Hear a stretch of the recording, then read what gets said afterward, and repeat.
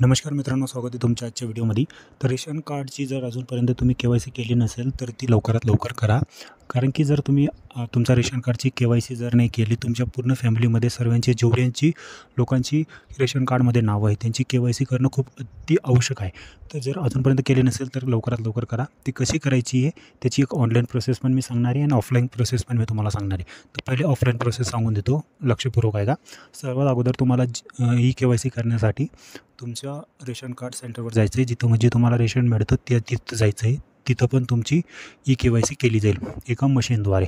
आणि के-वाय-सी तुमच्या घरी बसल्या पण करता येते. पण ते मशीन के-वाय-सीवाल्यांचं जे मशीन असतं ते रेशन कार्ड जे दुकानदार असतं त्यांच्याकडे असतं ते मशीन तुमच्या घरी आल्यानंतर त्याची के-वाय-सी कशी करायची त्याची पूर्ण प्रोसेस मी तुम्हाला सांगतो. या प्रकारचं एक मशीन असतं जे तुमच्यासमोर असतं. याच्यामध्ये गव्हर्नमेंट ऑफ इंडियाचं हे मशीन आहे. याच्यामध्ये लॉग इन केलेलं असतं. त्याच्यामध्ये तुम्हाला तुमचा रेशन कार्ड नंबर किंवा आधार कार्ड नंबर टाकून तुम्हाला इथं तुम्हाला तुमचा रेशन कार्ड किंवा आधार कार्ड नंबर टाकायचा आहे आणि या हिरव्या बटनावरती क्लिक करायचं आहे. तुम्ही तुमचा नंबर टाकल्यानंतर तुम्हाला गेट डिटेल्स या बटनावरती क्लिक करायचं आहे. गेट डिटेल या बटनावरती क्लिक केल्यानंतर तुमच्यासमोर असा इंटरफेस येतो, जिथं तुमचा ज्या व्यक्तींची सर्वांची नावं दिसतात, हे त्यांचा ID नंबर दिसतो आणि त्यांचं व्हेरीफाय झालेलं आहे की नाही ते नॉट व्हेरीफाय असं पाहायला मिळतं. ठीक आहे. त्याच्यानंतर तुमच्यासमोर असा इंटरफेस येतो. इथं तुम्हाला स्कॅन अँड फिंगरप्रिंट या बटनावरती क्लिक करायचं आहे. ठीक आहे.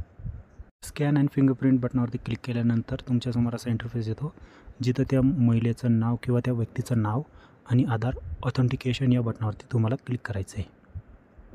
आधार ऑथेंटिकेशन या बटनावरती क्लिक केल्यानंतर तुमच्यासमोर असा इंटरफेस येतो, जिथे तुम्हाला आधार कार्ड नंबर टाकायचा आणि सबमिट बटनावरती क्लिक करायचं आहे. सबमिट बटनावरती क्लिक केल्यानंतर तुमच्यासमोर असा इंटरफेस येतो, जिथे तुमचे आधार के-वाय-सीचं पूर्ण डिटेल आणि खाली सबमिट बटनावरती क्लिक करायचं असतं.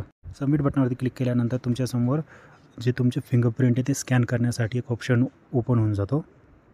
तर तुम्हाला इथं तुमचे जे फिंगरप्रिंट आहे ते स्कॅन करायचे. स्कॅन केल्यानंतर तुमच्यासमोर असा इंटरफेस येतो, तो थोडा टाईम लोडिंग होते. त्याच्यानंतर त्याच्यासमोर असा इंटरफेस येऊन जातो, जिथं तुम्हाला बोललं जातं की authentication of Aadhaar beneficiary status KYC registration जे सक्सेसफुली झालेलं आहे. तर या प्रकारे तुमचं जे आधार जे के-वाय-सी रेशन कार्डची ती करायची घरबसल्या. तर ही मशीन तुम्हाला तुमच्या रेशन कार्डच्या दुकानावर पण मिळेल आणि जर तुम्हाला लवकरात लवकर करायचं असेल तर तुम्ही रेशन कार्डच्या दुकानावर पण जाऊन करू शकता किंवा ते लोक घरोघरी येऊन पण आधार हे जे रेशन कार्डची के-वाय-सी करत आहे. तर ही एक प्रोसेस आहे मित्रांनो, ही तुम्हाला लवकरात लवकर करायची आहे. आणि तुम्हाला कारण की रेशन कार्ड जर तुम्ही के-वाय-सी केली नाही तर रेशन कार्ड तुम्हाला मिळणार नाही. तर आजचा व्हिडिओ कसा वाटला कमेंट करून नक्की सांगा. तर मी भेटतो तुम्हाला नवीन व्हिडिओसोबत. तोपर्यंत धन्यवाद. चॅनल सबस्क्राईब करा, बेल आयकॉन प्रेस करा.